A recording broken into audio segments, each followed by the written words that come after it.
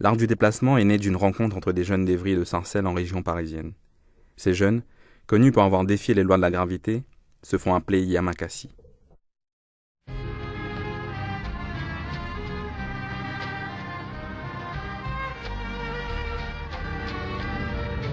Siempre que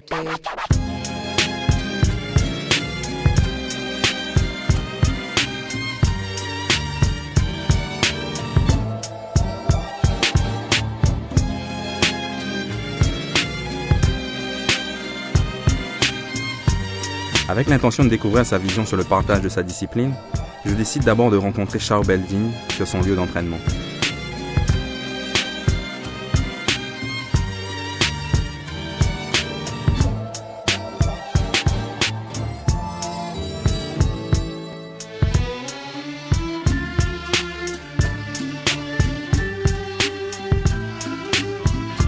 Quand on a commencé, on avait très peur des gens. On était tout le temps cachés pendant 10 ans, on s'entraînait entre groupes. On devait absolument se dire ouais, il faut qu'on devienne fort, mais on va cacher aux autres, on s'entraînait dans les bois, on se cachait. Et les gens ne comprenaient pas que petit à petit, ça devenait sérieux pour nous.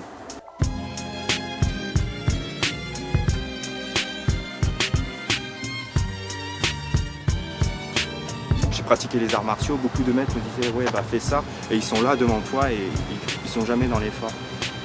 Et c'est seulement, tu sais, ils cachent beaucoup les choses, ils sont souvent derrière toi et ils te disent non, fais ça, et ils te montrent, mais ils l'exposent pas devant tous les gens, que nous on essaye de l'ouvrir à ceux qui veulent apprendre, c'est ça la différence. Donc nous on est obligé de montrer, parce qu'on a toujours fait comme ça. Et c'est la meilleure façon de comprendre les choses.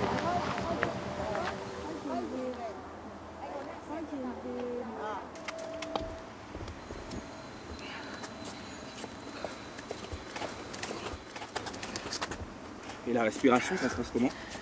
Faut gérer, faut dire comme si tu marchais quoi. Tranquille quoi? Ouais, toujours tranquille.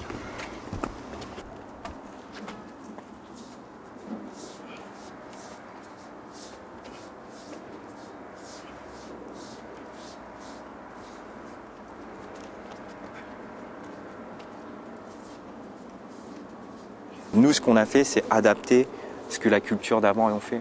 Ils se sont toujours déplacés, ils ont grimpé aux arbres, ils ont grimpé les montagnes pour chasser, pour se nourrir. Bah, nous, ce qu'on a fait, on grimpe plus sur les immeubles pour chasser ou se nourrir. On grimpe pour sentir qu'on est en vie et qu'on est des hommes, quoi. C'est ça. On n'a pas subi.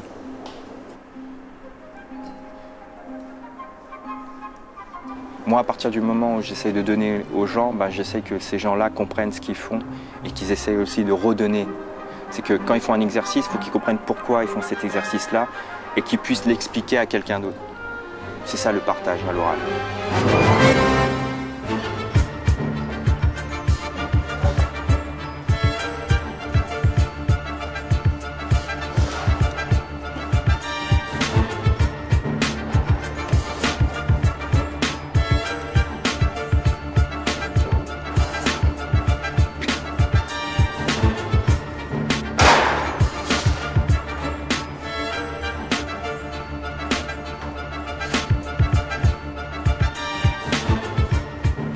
Selon Williams Bell, la seule façon de comprendre l'art du déplacement, c'est de le vivre. Je me laisse guider et participe ainsi à mon premier véritable entraînement. Essaie de plus monter le corps. T'as vu? Ok. Mais si tu n'y crois pas encore, fais ce truc-là. Et puis à force, tu vas prendre confiance petit à petit. Parce que souvent, on a une sorte de jugement faussé. Souvent, on s'abrutit un petit peu plus. On dit oh non, je peux pas, non, je suis incapable de faire ça. Mais ça, c'est une erreur. Parce qu'en fait, tout le monde a ce potentiel en fait, de réussir. C'est en fait qu'il faut faire des efforts. C'est là que tu ne peux pas rester au lit comme ça et puis après, tout arrive. C'est-à-dire qu'il y a vraiment un processus de changement, de transformation quoi, qui se fait. Et ça, c'est par l'effort. 5 allers-retours. Okay. 5 allers-retours. Après, petit à petit, au bout de la troisième, tu vises la pierre. Si tu sauves simplement avant, tu vises vraiment la pierre. Va chercher haut et loin. Oui. Ok, c'est bon, tu l'as. Hein. Tu fais le retour. Là, tu vas sur la pierre. N'aie pas peur de réussir. Wow! Confiance en soi, goût de l'effort. En quelques minutes, Williams me fait faire ce dont je ne me serais jamais cru capable.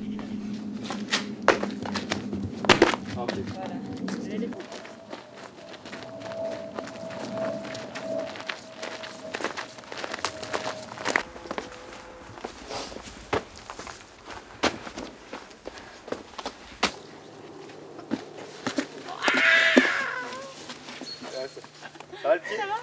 Ah, je me suis tendue. Et ouais. Tout à l'heure, tu l'as ramené trop tôt.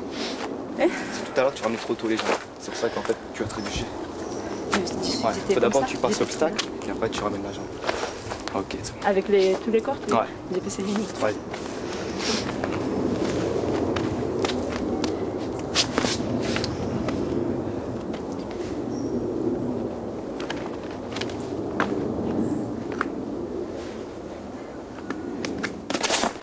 Okay. Pas du tout, je peux pas faire ça. Monte le bassin. Hein. Tu le sens ou pas? Non. Non? Ok. Bah fais avec ta technique alors. 2. Ouais, c'est bon, ok. À un moment, je voulais abandonner. Je voulais pas abandonner, mais je venais plus trop souvent parce que je voyais que j'évoluais pas. J'étais toujours au même stade. Mais il m'a dit que si je viens plus régulièrement, bah, c'est là que je vais progresser et je vais évoluer. J'ai l'impression aussi de progresser autre que physiquement, mentalement, parce qu'il nous fait voir les choses de la vie et ça nous fait évoluer psychologiquement.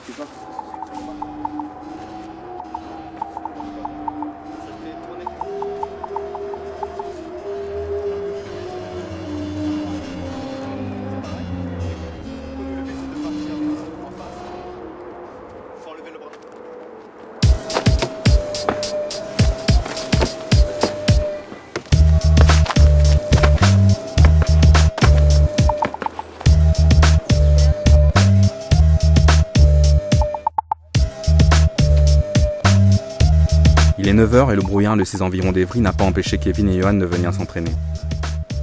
La passion de l'art du déplacement que leur a inculqué Yann Nautra et Laurent Piemontesi, deux des piliers de la discipline à Evry, porte aujourd'hui ses fruits. Une nouvelle génération de Yamakasi est en train de naître. En fait, je fais beaucoup de parallèles entre mes études et l'art du déplacement. Il y a des moments, tu cours, tu fais les collines, comme on a pu voir. Il y a des moments, c'est dur. Et faut continuer, tu vois. Dans mes études, c'est pareil, tu vois. Il y en a dès qu'ils tombent sur une difficulté, il y en a qui s'arrêtent, il y en a qui continuent. Et moi c'est quand ça va pas, je pense aux collines, je me dis faut continuer. Puis tu continues, après tu reprends ton souffle et tout. T'avances quoi.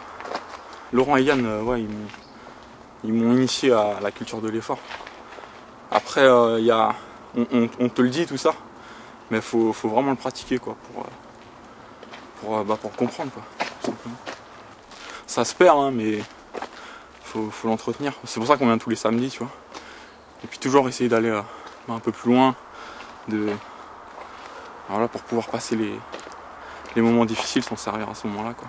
Je sais pas comment les autres y pensent, mais je pense qu'il faut vraiment le prendre comme un art de vivre pour pouvoir progresser, si on veut continuer réellement dans cet art.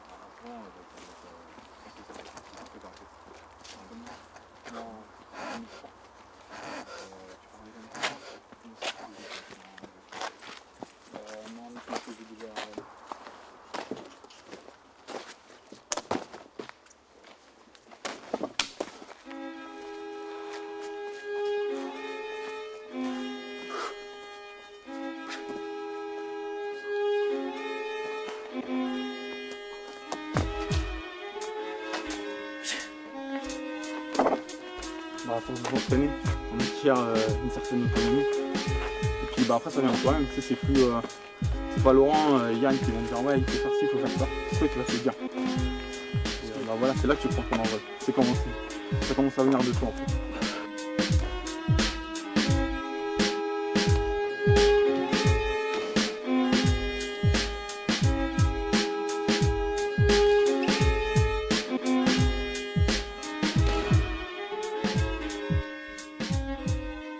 La transmission de l'art, elle a déjà commencé. Car déjà avec Laurent, Yann, Chaud, même les autres, hein, dans les autres pays. Il faut savoir que ça se développe, tout ça. Donc oui, il y a de la transmission. Et puis, après, le truc, c'est ils sont en train de nous passer le flambeau, ce sera à nous de le repasser, quoi.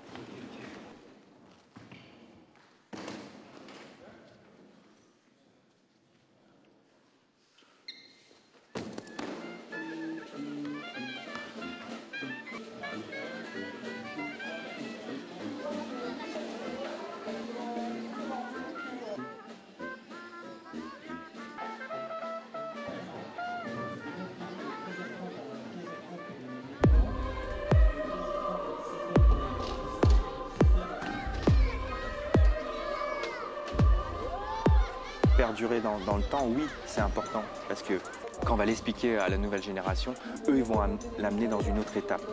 Ils vont donner aussi leur mentalité dans ce qu'ils font. Donc, j'espère vraiment que les choses vont continuer et que la nouvelle génération va pouvoir transmettre et retransmettre plus tard comment va être notre vie. Peut-être qu'il y aura des voitures qui aura plus de trous, je sais pas, les immeubles ils vont être plus hauts ou ça va être déplacé d'une certaine manière et ces gens-là ils vont s'adapter, ils vont dire oui, on va pas subir l'environnement, on peut le faire aussi, comme les gens dans le passé. Ma rencontre avec William Séchaud m'a appris qu'on n'a rien sans rien et que ce qui est valable pour l'art du déplacement est aussi valable pour la vie. C'est peut-être comme ça qu'on devient Yamakasi.